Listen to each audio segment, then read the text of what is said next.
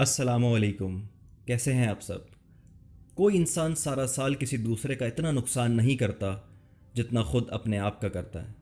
سارا سال اپنے معدے، جگر، آنتوں، دل و دماغ کو ایسے امتحان میں ڈالے رکھتا ہے کہ نہ جانے انہوں نے کیا قصور کیا۔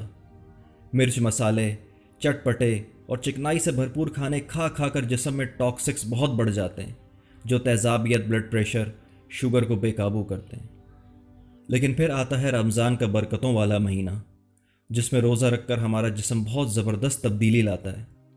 روزہ رکھنے سے ہمارے جسم میں کیا تبدیلی آتی ہے، آئیے دیکھتے ہیں۔ پہلے 2 روزے، پہلے ہی دن بلڈ شوگر لیول گرتا ہے، یعنی خون سے چینی کے مضر اثرات کا درجہ کم ہو جاتا ہے، دھڑکن سست ہو جاتی ہے اور بلڈ پریشر کم ہو جاتا ہے۔ ہمارے اعصاب جمع شدہ چربی کو اپنے سے آزاد کر دیتے ہیں، جس کی وجہ سے جسمانی کمزوری کا احساس اجاگر ہوتا ہے، تھوڑی بہت کمزوری محسوس ہوتی ہے۔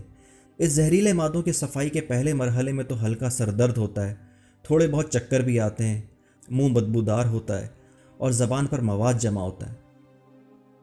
تیسرے روزے سے 7ویں روزے تک جسم کی چربی ٹوٹ پوٹ کا شکار ہوتی ہے اور پہلے مرحلے میں گلوکوز میں تبدیل ہو جاتی ہے۔ بعض لوگوں کی جلد ملائم اور چکنی ہو جاتی ہے، جسم بھوک کا عادی ہونا شروع ہوتا ہے اور سال بھر مصروف رہنے والا نظام ہضم تھوڑی آزادی محسوس کرنے لگتا ہے۔ آپ کے جسم کے وائٹ بلڈ سیلز قوت مضافت میں اضافہ کرتے ہیں۔ کبھی کبھی سینے میں یا پھیپھڑوں میں ہلکی سی تکلیف محسوس ہوتی ہے، لیکن گھبرانے کی بات نہیں۔ یہ اس بات کی نشانی ہے کہ جسم سے زہریلے مادوں کی صفائی کا عمل شروع ہو چکا ہے، اور ساتھ ساتھ آنتوں کی صفائی اور ان کی مرمت کا کام بھی شروع ہو جاتا ہے، اور ان آنتوں کے اندر لگا زہریلا مواد ڈھیلا ہونا شروع ہو جاتا ہے۔ 8ویں روزے سے 15ویں روزے تک آپ پہلے سے زیادہ توانا محسوس کرتے ہیں، دماغی طور پر چست اور ہلکا محسوس کرتے ہیں۔ ہو سکتا ہے پرانی چوٹ اور زخم محسوس ہونا شروع ہو جائے، اس لیے اب آپ کا جسم اپنے دفاع کے لیے پہلے سے زیادہ فعال اور مضبوط ہو چکا ہوتا ہے۔ جسم اپنے مردہ یا کینسر شدہ سیل کو کھانا شروع کر دیتا ہے، جیسے عام حالات میں کیمو تھراپی کے ساتھ مارنے کی کوشش کی جاتی ہے۔ 16ویں روزے سے 30ویں روزے تک اب ہمارا آدھا رمضان کا مہینہ گزر چکا ہے۔ جسم میں ٹوٹ پوٹ کے ساتھ جو ریپیئرنگ ہونی تھی وہ ہو چکی ہے۔ جسم پوری طرح بھوک پیاس برداشت کرنے کا عادی ہو چکا ہے۔ آپ خود کو چست، چاق و چوبند محسوس کرنے لگتے ہیں۔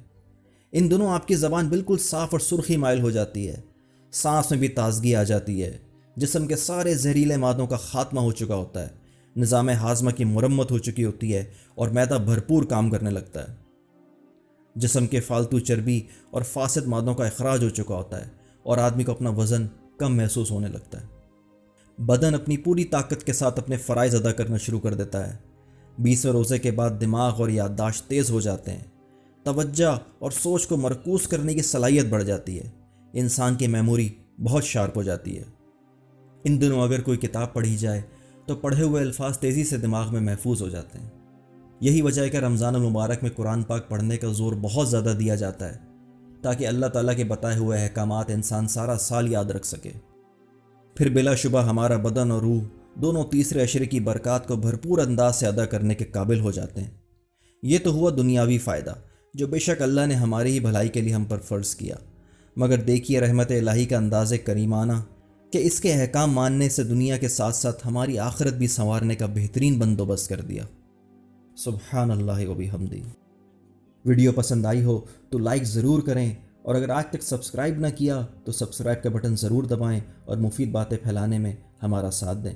بقیہ گفتگو کسی اور موضوع پر